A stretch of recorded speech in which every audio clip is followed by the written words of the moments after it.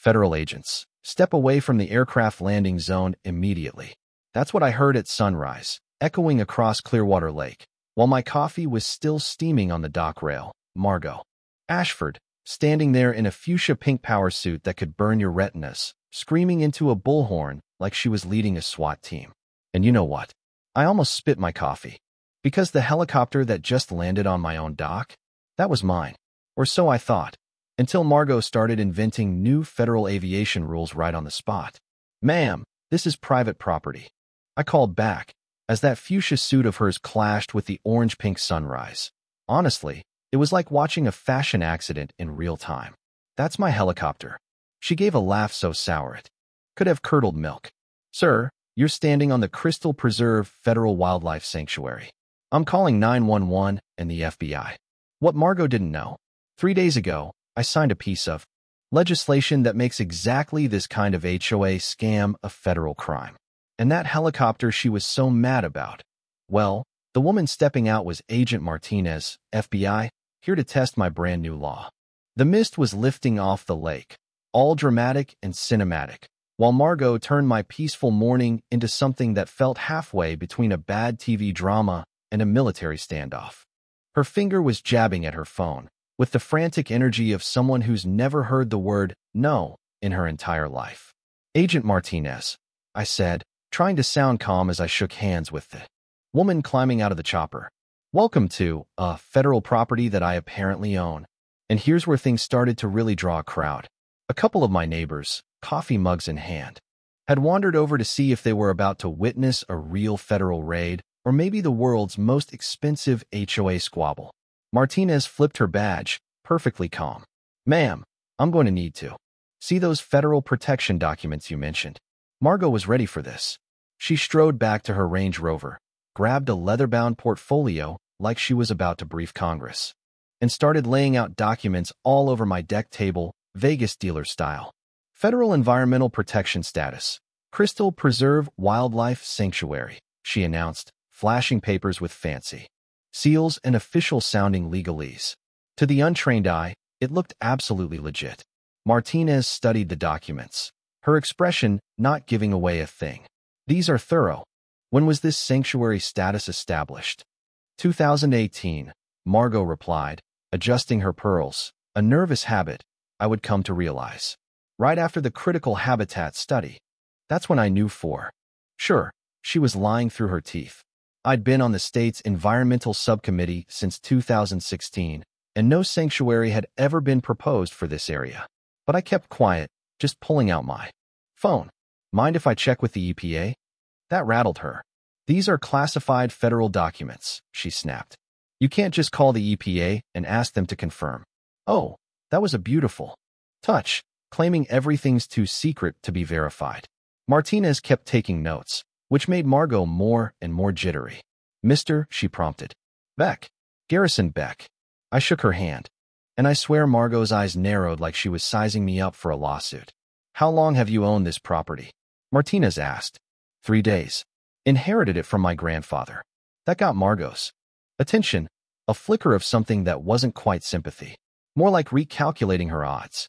She wanted to know what my grandfather had told me about the environmental status. I said the only thing I remembered. He brought me fishing here as a kid, always bragged it was the cleanest lake in Montana. Margot's smile was sharp enough to shave with. Fishing? In a federal sanctuary? Sir, that's a felony. Martinez didn't miss a beat. Mrs. Ashford, what federal statute makes fishing illegal in wildlife sanctuaries? The Federal Wildlife Protection Act, Section 12, Subsection 4. Margot rattled off. Penalties up to 5 years in federal prison. Pure fiction, there's no such act, no such penalty. But Margot had the confidence of someone selling beachfront land in Nevada.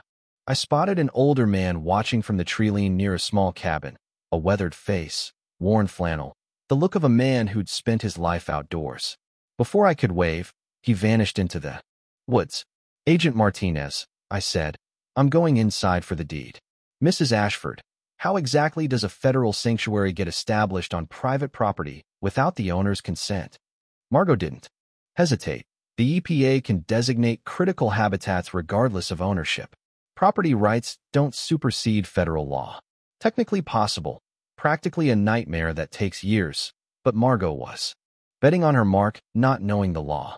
I found my grandfather's old desk, stacked with property deeds, mineral rights, and ancient contracts. Back on the deck, Margot was still lecturing Martinez on federal law. I spread the deed across the table. County recorded 3 days ago. No liens, no environmental restrictions. Margot scoffed. County records don't reflect federal designations. The EPA keeps sanctuary status classified for security. Environmental terrorists, you know. I could barely keep a straight face as she spun her tale. Eco-terrorists targeting secret sanctuaries. As if the place was Area 51 for ducks. Martinez said, I need to make some calls. As she walked away, Margot tried a new tactic, sympathy. Nobody likes finding out their property has federal complications, she said. But fighting the government is expensive and futile. The Crystal Preserve HOA can help. For a small fee, we'll handle compliance. There it was, the shakedown. $50,000 to solve a problem she'd invented. I asked her how many other families she'd helped. Several, she purred. The Hendersons sold. The Matsons moved out. The Caldwells let us handle things. Over and over. People scared into selling prime property to her holding company for pennies on the dollar. Martinez came back. EPA headquarters has no record of any sanctuary or restrictions here, she announced. Margot's confidence flickered. That's impossible. Look at these documents. EPA certification, Department of Interior filings. Mrs. Ashford, Martinez interrupted. I spoke with the Forest Service and the Federal Wildlife Service. They've never heard of Crystal Preserve. Margot looked like someone had just unplugged her. She started backing toward her range. Rover, clutching that portfolio like it held nuclear codes. I'm calling my husband. He's a federal parks attorney. He'll straighten this out.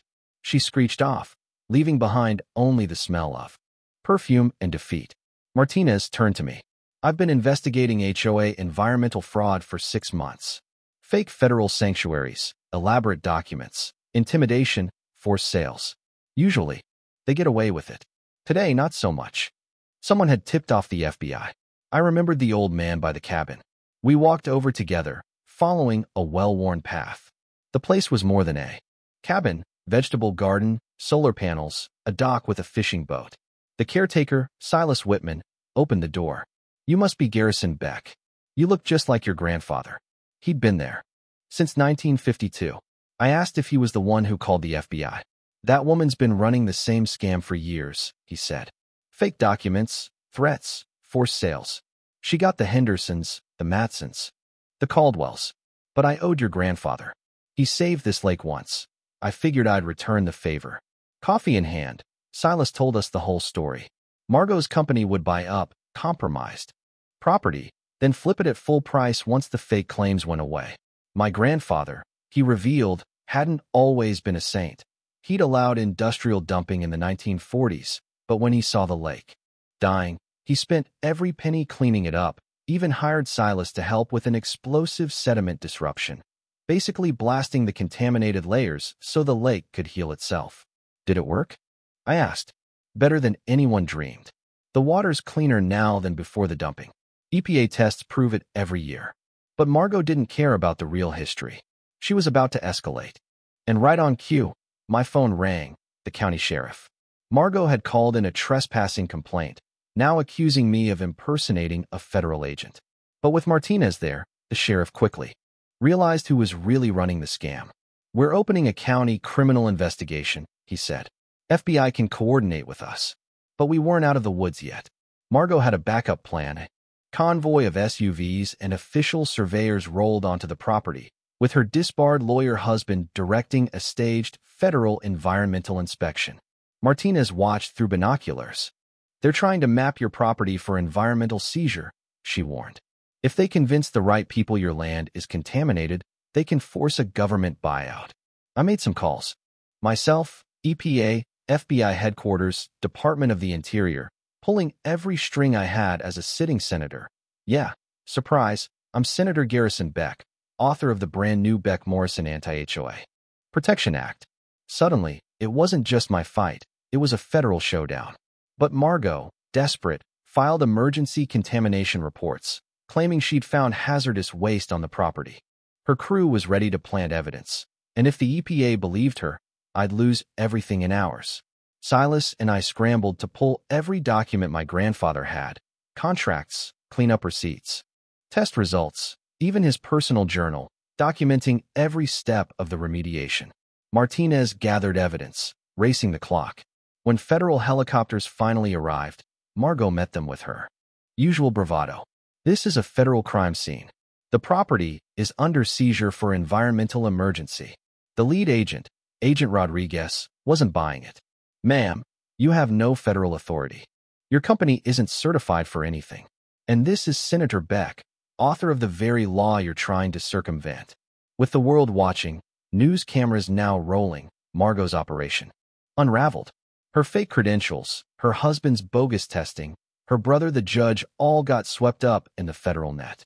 Rodriguez snapped cuffs on Margot with a sound that echoed across the lake.